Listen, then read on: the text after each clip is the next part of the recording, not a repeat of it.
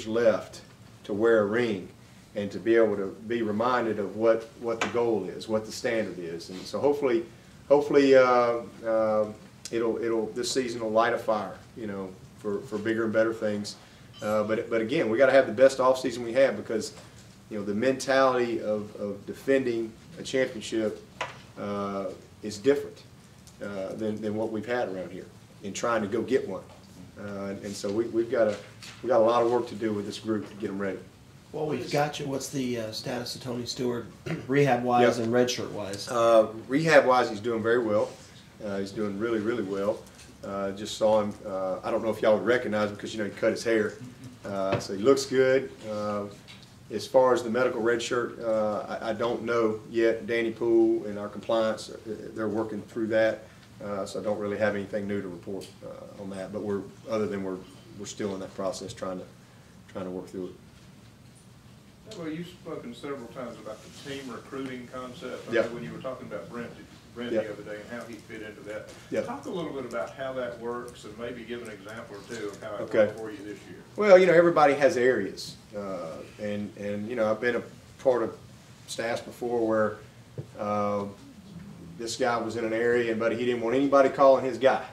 You know, even though it wasn't a position he coaches or anything like that. And we just don't have that here. Everybody works well together.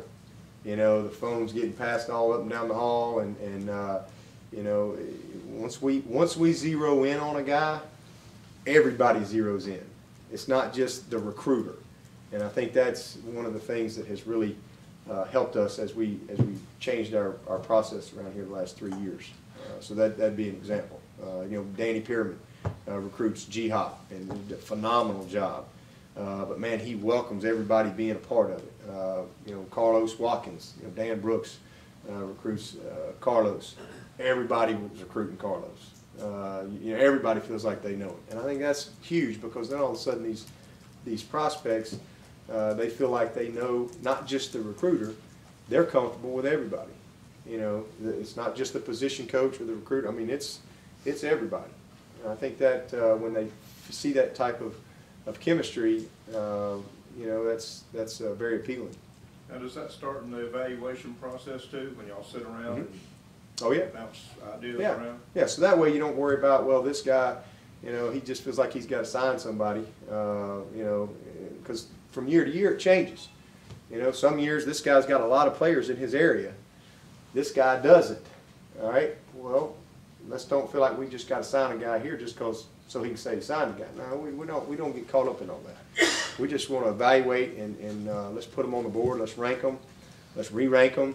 Let's rank them again. Then we go out, and once we've made decisions, then, you know, every week, and we have our spring evaluation period. Every week we'll have a conference call, myself and the coordinators, and Jeff, and we, you know, hey, were we right on it? Is the guy moving down? Is he moving up? Is there somebody that we missed on? You know, all those type of things. So just constantly communicating as a group on all of that stuff. And sometimes, you know, a guy, we evaluated high, we get there, he gets moved down. You know, because there's no better evaluation than an on-site, in-person type evaluation. There's no egos involved or anything like that. So, you know, you have to have that to be able to really team recruit like we do. And I'd say a lot of the people who are recruiting at a high level, that's probably what they do.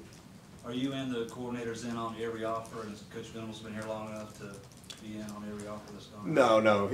We'll catch Brent up. Right now we've all been gone. We've been on the road, and so we'll take a couple days off, and then we'll come back, and we briefed him on our recruiting process, on how we evaluate and how everything is run through the system, our video log and library, and our recruiting software that we have. So just kind of briefed him on that.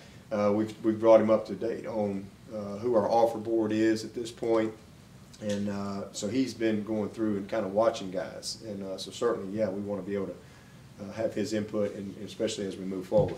But that's a process that is been in full speed and will continue between now and spring, because, you know, now's when it happens. When you go out in May, Used to, you were going out to evaluate seniors. Now you're just kind of confirming evaluations and gathering a little more information, and also really looking for 14s. That's just how it works these days. But Brent's he'll be up and running here full speed. But as far as offers go, it takes 3 to be able to make an offer, and then I can confirm it or disagree. They've got 9 votes. I've got 1, but my 1 is more than their 9. But rarely has that ever been a situation. But that's our system. That's how it's set up. But we just don't have many disagreements. From time to time, you'll have a situation where there's got to be a tiebreaker involved, but rarely. Most of the time, we're pretty much all in accordance. You had a couple guys in Don Battle that went to prep schools and came back this year. Is it when you send a guy to visit, is there an expectation they'll come back, or do you have an agreement? Do you have to recruit them and get them hard to come back? Well, we won't do that unless it's a guy that we really feel like is committed to us, and it's also a guy that we think academically can do what he needs to do. And both of those guys, and they sign with us. They sign NLIs, and those NLIs are valid. But yeah, you still stay on top of them and recruit them just like anybody else. But I think that one of the things the prep schools do a good job of is, when a guy gets sent there who is a commitment to another school, they really do a good job of not letting other people talk to them and trying to keep that stuff down to a minimum. Sometimes it happens, but most of the time, when a school sends a kid there, if they do what they're supposed to do academically, they usually end up back at the school that signed them. Is Battle a guy that you guys think could immediately step in and compete at maybe left tackle, or does he have some development? Well, they all got some development to do, but he's got a great opportunity, and he's here. And I don't know if y'all have seen him, but he's 6'7", 200, almost 290 pounds now, and is a big athlete. So I'm already getting rave reviews from the guys from the basketball rec league, the kind of basketball player he is. So he's a big athlete, and the fact that he's here right now, all of those guys, all 4 of those guys, they'll all have an opportunity to compete. And just need. He's one of those guys that's in a position of need, and so he's going to get a tremendous opportunity to show that he can grasp it and is willing to do the things he's got to do to win the job. Anything else?